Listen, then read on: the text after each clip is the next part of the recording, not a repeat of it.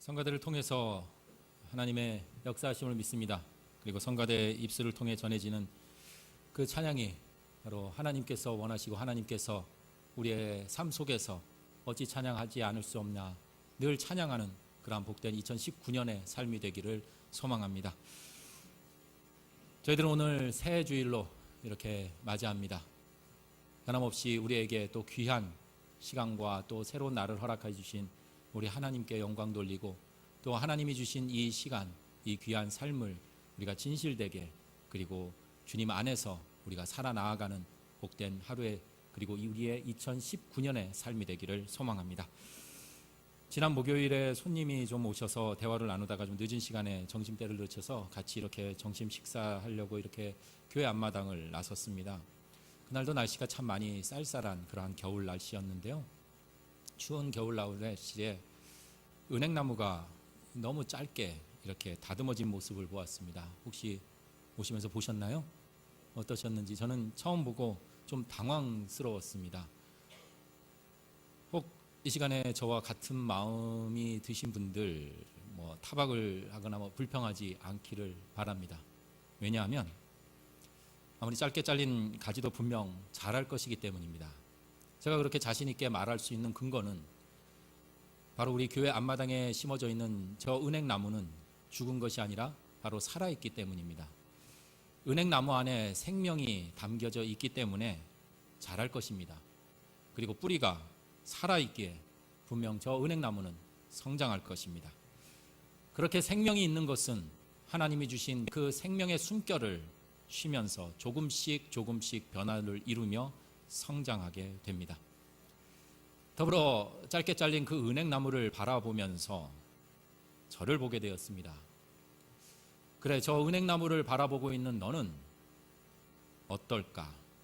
지금 분명 멀쩡하게 살아있다라고 하는데, 그렇다면 너는 성장했는지, 성장하고 있는지, 지난 시간 여기저기 찢기고 상처났던, 그리고 잘려나간 내 삶의 흔적들 속에서 과연 나는 성장하지 못하고 그제 방치된 채, 열매도 맺지 못한 채 그렇게 죽어가고 있는 것은 아닌지, 이전보다 더 괜찮은 남편, 좋은 아빠, 그리고 올바른 목사로 성장해야 하는데 그렇게 자라지 못한 채 머물러 있거나 도리어 퇴행하는 것은 아닌지, 저 은행나무를 바라보면서 저에게는 의문이었고 동시에 반성이 되었습니다.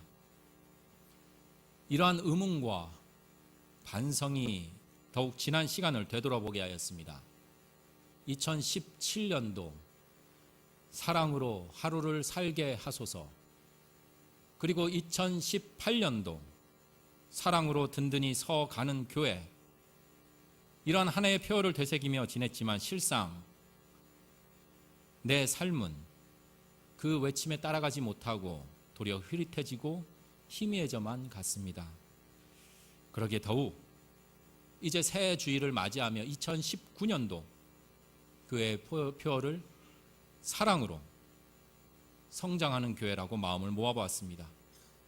더불어 이 시간 개인의 우리들의 각자의 삶뿐만 아니라 우리가 속해 있는 가정과 일터, 그리고 더더욱 우리 신사동 교회가 사랑으로 자라나기를 소망합니다. 이 소망의 마음이 오늘 본문의 바울의 기도 속에 듬뿍 담겨져 있습니다. 지금 바울이 기도하는 그 기도의 현장은 로마에서 가택 연금 같은 상황 속에 자유롭지 못한 구금 생활을 하고 있을 때였습니다. 곧 바울은 고통스럽고 힘든 갇힘의 그러한 상황 속에 있으면서 이전에 자신과 함께 신앙생활했던, 그리고 복음의 기쁨을 함께 나누었던 에베소 교인들을 기억하고 있습니다. 그리고 그 기억은 단편적인 기억으로 파편으로 흩어져 버리는 것이 아니라 이제 하나님 아버지를 향한 기도로 이어지고 있습니다. 15절 말씀입니다. 하나님 앞에 그는 무릎 꿇고 간절히 기도하고 있습니다. 사랑하는 에베소 교인들 생각하면서 그들이 먼저 어떤 시련과 어려움 가운데에서도 강건해지기를 먼저 간구하고 있습니다. 그리고 더욱 안타까운 것은 함께 할 수 없기에 사랑하는 교인들이 옆에서 눈물 닦아줄 수 없기에, 그리고 교인들의 차가워진 손 옆에서 함께 잡아줄 수 없기에, 그렇게 바울은 아무것도 할 수 없는 그때 자신의 무릎을 꿇습니다. 그리고 기도합니다. 예전에도 잠시 살펴보았지만 무릎을 꿇는다라는 것, 우리 일상생활 속에서도 여러 가지 의미를 담고 있겠지만 우리가 쉽게 생각할 수 있는 것은 전쟁터에서 패한 장수가 무릎을 꿇습니다. 승자 앞에서 무릎을 꿇음으로 자신의 모든 것, 내가 갖고 있는 모든 지휘권, 부하들, 모든 군수 물자들, 심지어 생명마저도 그 승자 앞에 포기하겠다라는 그러한 표시입니다. 또한 무릎을 꿇는다라는 것은 성경에서는 모든 복이 하나님으로부터 오기에 겸손한 자세로 무릎을 꿇고 은혜를 사모하는 그 모습이 바로 무릎을 꿇는 장면으로 나타나곤 합니다.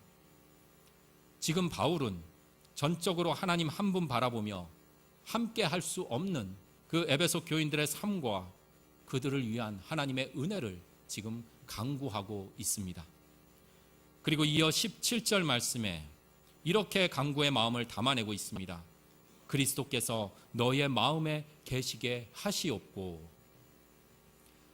다시 표현하자면 그리스도께서 에베소 교인들의 마음속에 들어가 사실 수 있게 해달라고 이렇게 기도하고 있습니다. 생각해 봅니다.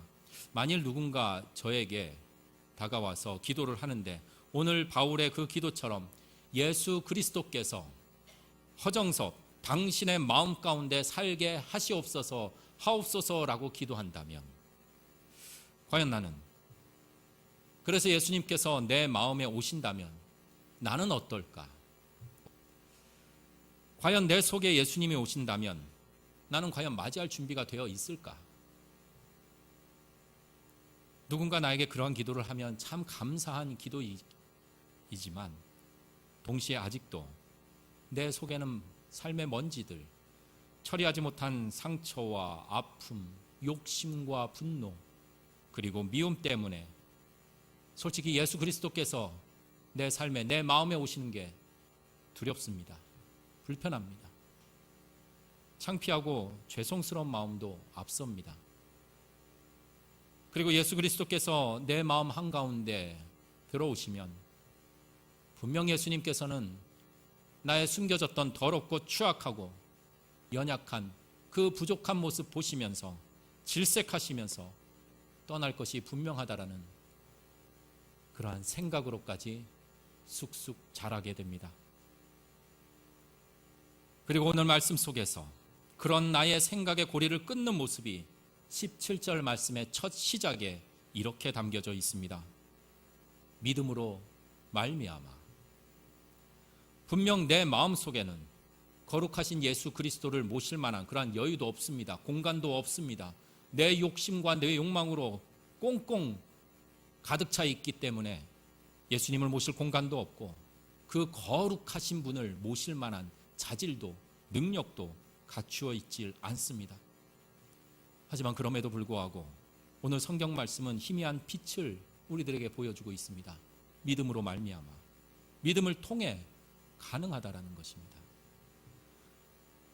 그렇다면 묻습니다. 과연 그 믿음의 정체는 무엇일까? 우리의 처지나 형편을 넘어서서 그리스도께서 우리와 함께 할 수 있게 하는 그 믿음은 과연 무엇일까? 우리는 믿음이라는 것, 믿음은 물론 대상이 있기 마련입니다. 만일 저는 저 아내를 믿습니다. 그러면 저의 믿음, 그 믿음의 대상은 사람인 제 아내가 됩니다. 또 어떤 사람은 이렇게 이야기를 합니다. 사람 믿을 건 안 돼. 사람 믿지 마. 나는 내가 가진 힘을 믿어. 그리고 내가 가진 돈을 믿는다.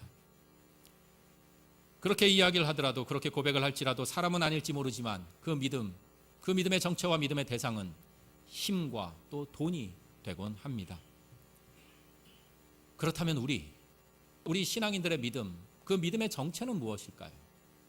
이견 없이 그것은 바로 하나님이십니다. 우리 믿음과 그 믿음의 대상은 바로 하나님이시고 그 하나님의 사랑을 우리는 믿습니다. 더 구체적으로 나를 향한 그 하나님의 사랑을 우리는 믿습니다.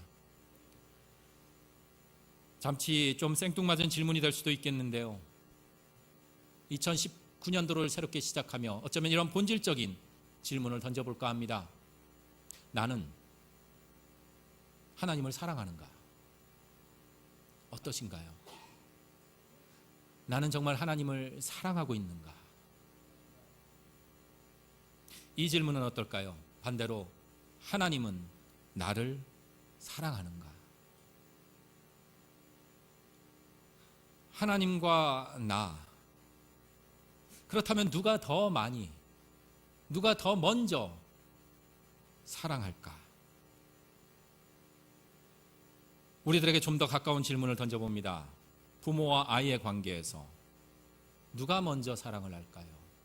누가 더 많이 사랑을 할까요? 아이가 먼저 부모를 사랑할까요? 아니면 부모가 아이를 먼저 사랑할까요? 부모는 아이보다 아이를 먼저 사랑합니다. 그 사랑의 결은 달릴지 모르지만 부모는 아이를 더 사랑합니다. 그리고 아이는 그 부모의 사랑을 경험하고 느끼고 고백하며 그 사랑 안에서 성장합니다. 아이는 그렇게 부모의 그 사랑 안에서 자라고 시간이 훌쩍 지난 후에야 비로소 그 부모의 사랑을 깨닫습니다. 그리고 안타깝게도 그 사랑의 깊이를 깨달은 후에 그 사랑 보답하려고, 그 사랑에 응답하려고 한 그 찰나에는 더 이상 그 사랑 보답할 수 없다라는 사실에 눈물을 흘리기도 합니다. 요한일서 4장 19절 말씀, 우리 요한일서 4장 19절 말씀을 우리 한 목소리로 함께 고백해 보겠습니다. 우리가 사랑함은 그가 먼저 우리를 사랑하셨음이라. 아멘. 우리가 사랑함은 그가 먼저 우리를 사랑하셨습니다. 하나님의 사랑은 바로 나의 처지나 형편을 보지 않고 먼저 사랑하신다라는 것입니다. 내 마음에 상처가 있습니다. 아픔 속에 괴로워할 때 너는 왜 그렇게 나약하게 매일 그렇게 징징대냐? 그러지 않으셨습니다. 내가 실패하고 낙심할 때 너는 왜 그렇게 또 실패하고 또 낙심하느냐? 너는 왜 그렇게 능력이 없나? 질책하지 않으셨습니다. 내가 시험 들어 여기저기 흔들리고 있을 때 너의 믿음은 왜 그렇게 약하냐? 그렇게 핀잔 주지 않으셨습니다. 내 마음의 상처와 실패와 시험, 그럼에도 불구하고 나의 모든 것을 사랑해 주셨습니다. 사랑한다, 내 딸아, 내가 너를 축복한다. 사랑한다, 내 아들아, 내가 너를 잘한다. 그리고 이제 그 사랑을 내가 믿을 때 비로소 예수 그리스도께서 내 안에 계시고 바로 그 사랑 가운데에서 뿌리가 박히고 터가 굳어진다라는 그 말씀, 17절 말씀처럼 그 사랑의 뿌리를 박고 기반을 다지게 된다라는 것입니다. 마치 교회 앞마당에 심기어져 있는 저 은행나무는 우리 교회의 100여 년의 그 역사처럼 많은 시간이 걸려 뿌리를 든든히 내리고 이제 완전히 털을 잡고 있기에 지난 여름 그 강한 폭염 속에서도, 그 추운 겨울 불어닥치는 한파 속에서도 지금도 자라고 성장하듯이 우리도 그 사랑을 통해 온전히 성장의 길을 걸을 수 있음을 확신합니다. 이어 바울은 기도합니다. 18절에서 19절로 이어지는 말씀입니다.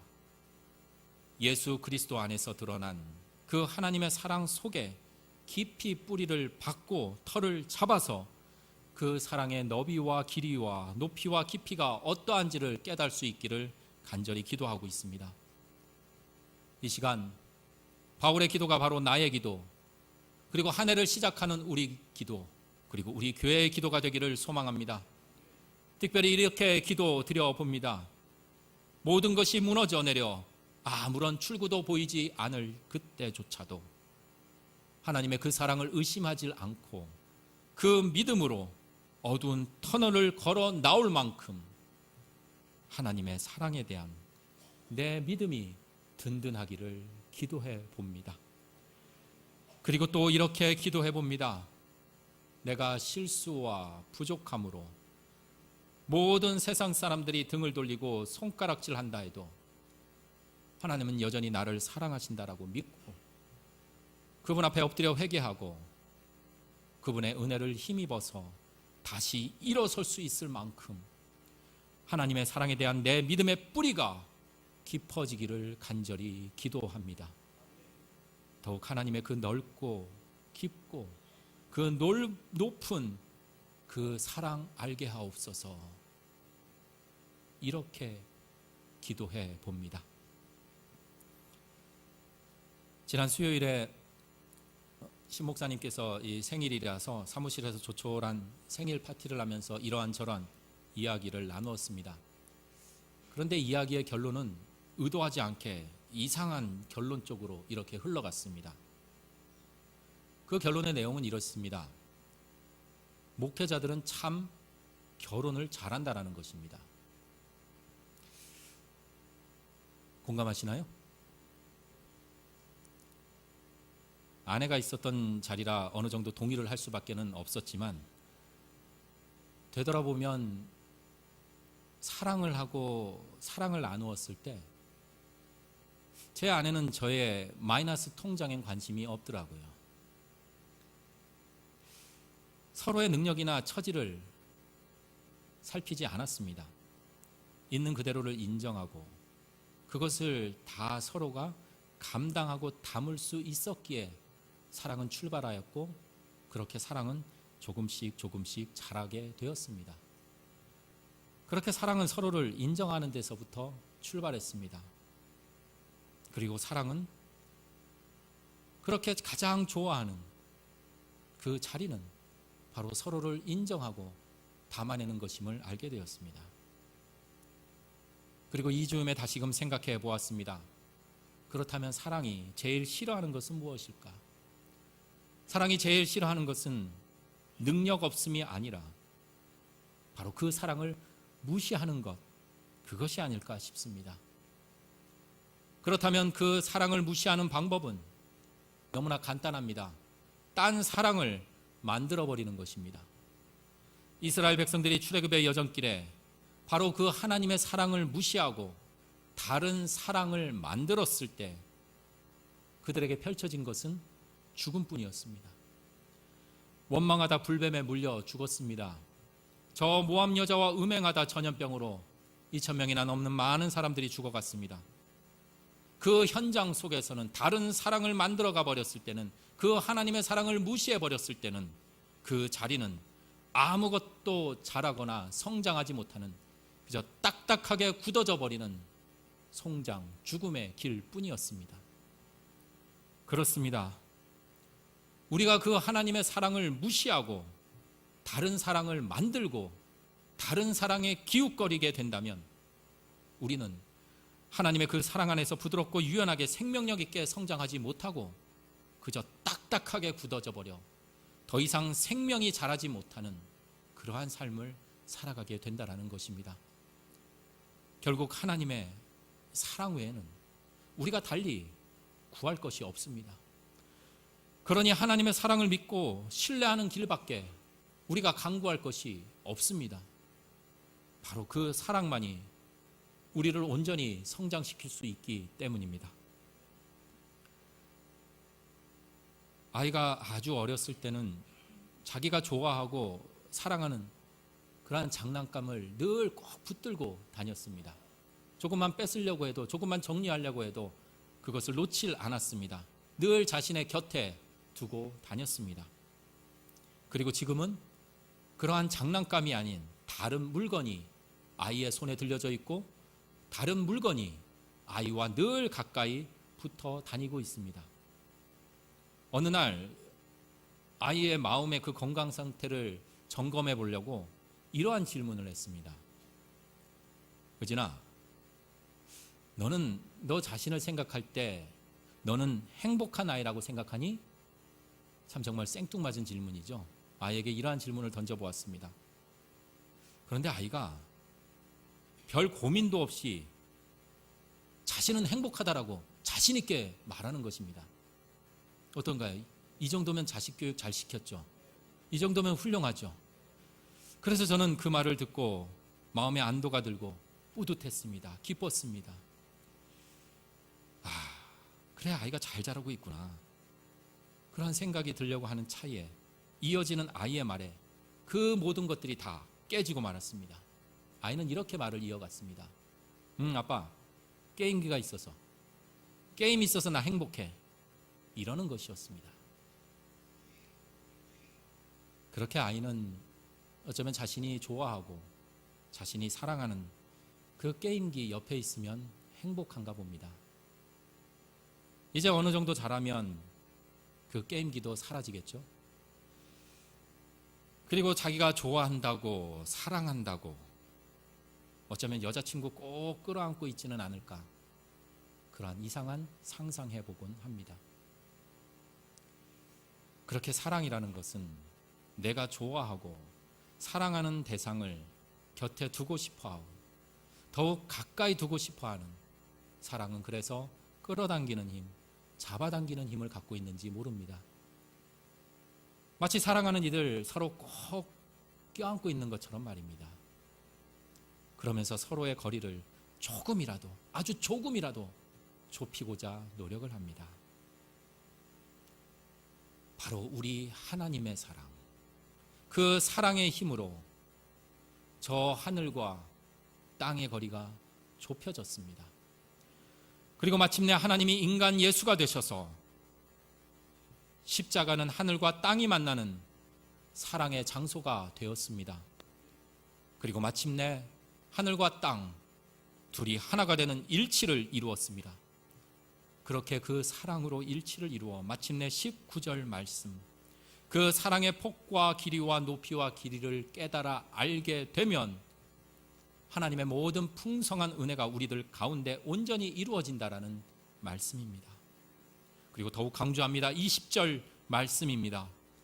우리 안에서 힘차게 활동하시면서 우리가 바라거나 생각하는 것보다 훨씬 더 풍성하게 베풀어 주실 수 있는 분은 바로 하나님, 우리 하나님이심을 강조하고 있습니다.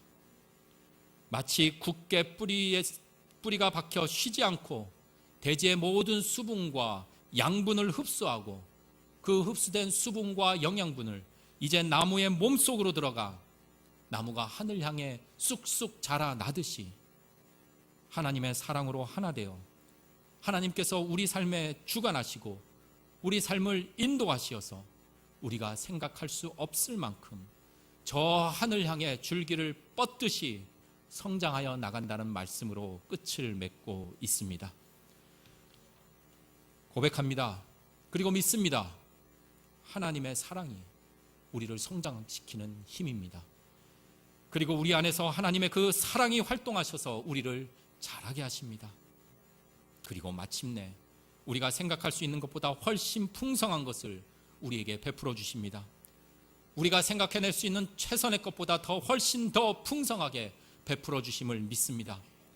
우리가 예상치 못한 순간에 우리가 계획하지 않은 방식으로 우리에게 풍성하게 채워주실 그 하나님의 은혜를, 하나님의 역사하심을 기대해 봅니다. 올 한해 우리들 하나님의 그 사랑으로 살아간다면 우리는 분명 하늘의 그 풍성함으로 채워져 분명 건강하고 아름다운 성장을 이룰 수 있을 것이라 확신합니다. 우리 사람뿐만 아니라 우리 식물이나 동물 자라는 모습 보면 참 아름답습니다. 흐뭇합니다. 특히 우리 부모가 가장 기쁜 것은 자녀들이 육체적으로 정신적으로 아주 건강하게 잘 자라는 그 모습 바라볼 때입니다. 이제 우리도 우리의 부모님 대신, 우리의 아버지 대신 하나님이 우리들이 그리스도의 그 장성한 분량이 충만한 데까지 이르러서 사랑 안에서 잘 성장하는 그 모습 바라보면서 기뻐하실 수 있는 우리 그런 한 해를 만들어 가기를 소망합니다. 이를 위해 올 한 해 더욱 말씀에 집중하고 기도에 힘을 쓰기를 소망합니다. 성경의 말씀과 기도, 우리 삶의 뿌리에 하나님의 그 귀한 사랑을 전해주는 귀한 자양분이 되어서 우리를 더욱 건강하게 성장시켜 나아가기 때문입니다. 이제 우리가 기도할 때, 말씀을 함께 나눌 때 그저 문제 해결이라는 그것만을 위한 기도가 아니라, 말씀을 듣는 것이 아니라 우리의 성장을 위해 기도하고 말씀을 만나게 되기를 소망합니다. 그럴 때 우리의 성장은 마침내 저 하늘 향해 쭉 뻗어 누군가 쉬고 갈 그늘이 되고, 또 배고픈 이의 먹거리가 되고, 추운 겨울 온기를 전하는 땔감이 되리라 믿습니다. 바로 우리네 삶, 사랑으로 성장하여